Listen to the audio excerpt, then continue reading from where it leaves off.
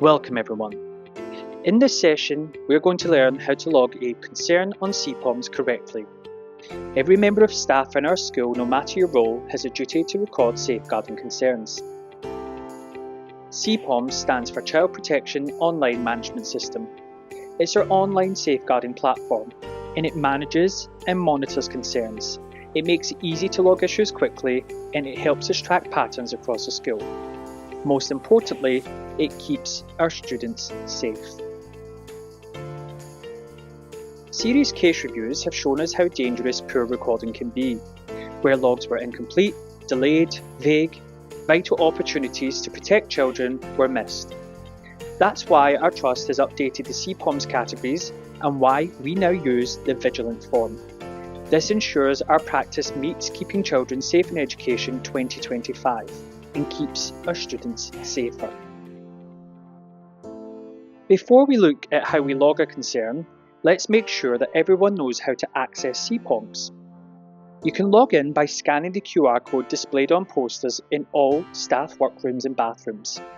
There is also a fast link on our school intranet page, and the intranet is set as the first page to open automatically when you launch Chrome on a school computer. This makes sure that Cpoms is always just one click away. The new Cpoms entry form uses the Vigilant structure. Each section is important, and together they help us create a clear and a reliable record. Let's go through each step slowly, and I'll show you where to click and what to enter. But first, what Vigilant stands for. V for very first concern, I for incident, G for grading risk, I for input from student voice, L logged actions taken, A for assigned to, N notes on rationale, and T on timeline. Once you're on the Cpoms homepage, begin by clicking the Add Incident button. This will open the concern form and allow you to start entering your information. The first thing Cpoms asks you to do is to select the student that the concern relates to. All students are automatically loaded from our MIS system. Please take care if students have the same first name. Always check that you are selecting the correct student. Accuracy here is vital to make sure that the right child is safeguarded.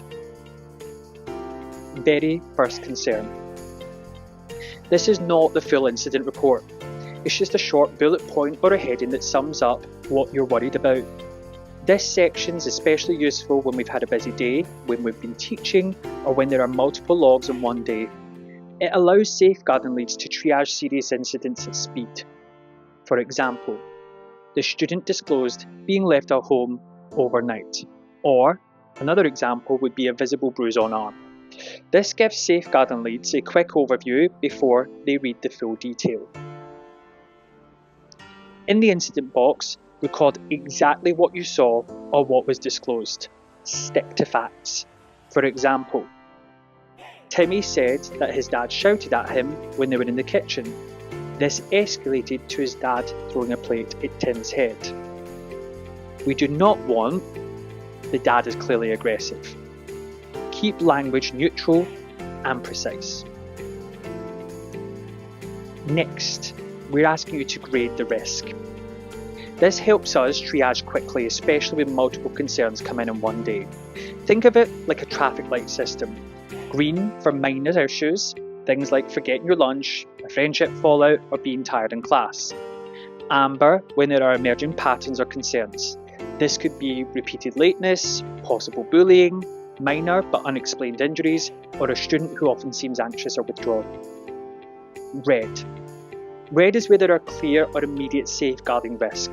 This includes disclosure of abuse, visible injuries caused by an adult, or students saying that they feel unsafe, serious neglect, or risk of harm.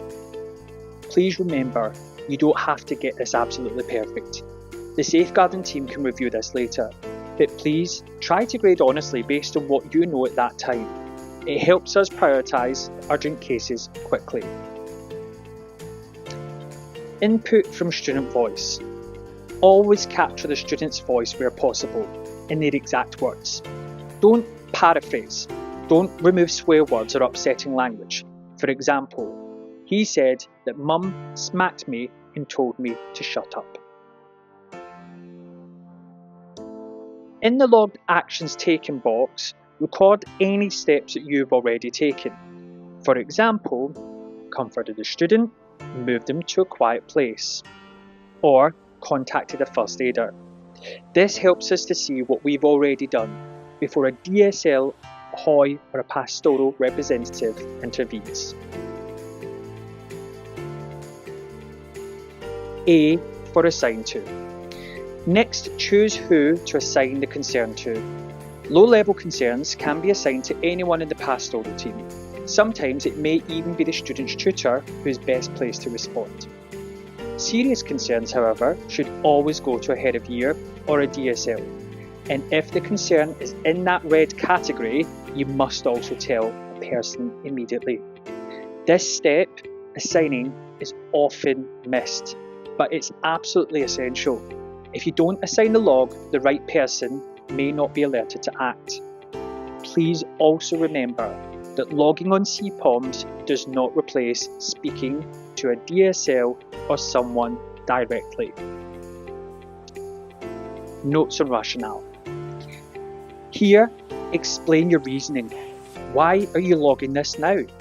Why did you choose to notify the tutor, the HOI, or escalate to the DSL? And if you chose not to act, explain that too. For example, why you did not alert a parent, or why you did not immediately contact the DSL. This is your thinking process. It helps safeguarding leads understand the judgment that you made in that moment. In the timeline section, record when the incident or disclosure took place. If you know the exact time, include it. If not, give as much detail as possible. For example, break time this morning, last week, yesterday, last night. That's the end of the vigilant process. You can see how much more detailed and helpful than before, ensuring that every concern is logged clearly, consistently, and with the right information to support safeguarding decisions. But in addition to the vigilant form, you'll also choose a category and a subcategory. Now, the Trust is decided on main categories, but our school adjusts and adds detail to subcategories depending on what we are seeing and what we need to track more closely. Don't worry if you're not certain, safeguarding leads can edit that later. Before finishing, you may need to link other students, mark an injury on the body map, or alert additional staff members, perhaps someone like the SENCO. Use these tools whenever relevant. They provide crucial context. Finally, make sure the status is left as active. This ensures safeguarding leads can review and take next steps. So to finish, remember to log promptly, factually and clearly. And if a concern is red, tell a DSL in person as well as logging it. Cpoms is an essential safeguarding tool, but it doesn't replace human action. Thank you so much for completing this training. By being vigilant and recording concerns properly, we can safeguard every student in our care.